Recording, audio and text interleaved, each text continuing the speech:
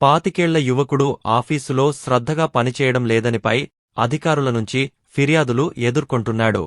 సహోద్యోగుల సలహాతో అతడు ఓ జెన్ గురువును కలుసుకున్నాడు.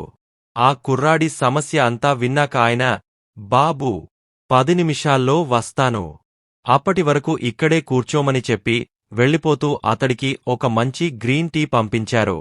ఆ యువకుడు ఏం చేస్తున్నది ఆయన తన గదిలోంచి సీసీ కెమెరాలో గమనిస్తూ ఉన్నారు.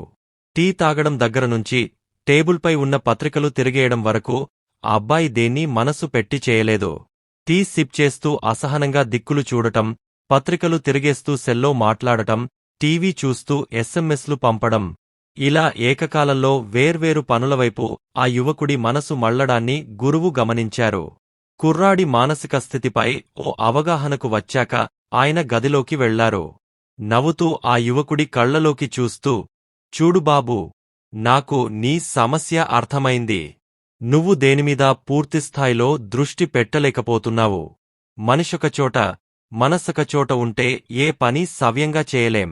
టీ తాగుతున్నప్పుడు దాని రుచినే ఆస్వాదించాలి, మరేవీ పట్టించుకోకూడదు. తింటున్నప్పుడు మనసుతో తినాలి. అలాగే పని కూడా.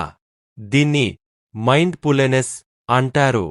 ఫోనులో మాట్లాడుతూ తినడం, స్నేహితులతో మాట్లాడేటప్పుడు పేపరు చదవడం, ఈ మల్టీ టాస్కింగ్ మైండ్ ఫుల్నెస్సు వ్యతిరేకం.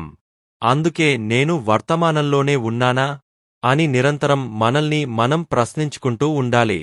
ప్రతి పనిని హృదయంతో చేయడాన్ని సాధన చేయాలి అని సలహా ఇచ్చారు. మైండ్ఫుల్నెస్ అంటే మరేంటో కాదు, ఏకాగ్రత. పిల్లల్ని ధ్యాస పెట్టి చదవమని చెబుతుంటాం కదా, అదే ధ్యాస మన పనుల్లోనూ ఉండాలి.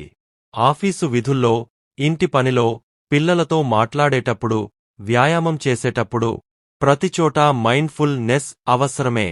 ఆది లేకుండా వంట చేస్తే కూరలో ఉప్పు బదులు పంచదార, టీలో పంచదారకు బదులు ఉప్పు వేస్తాం.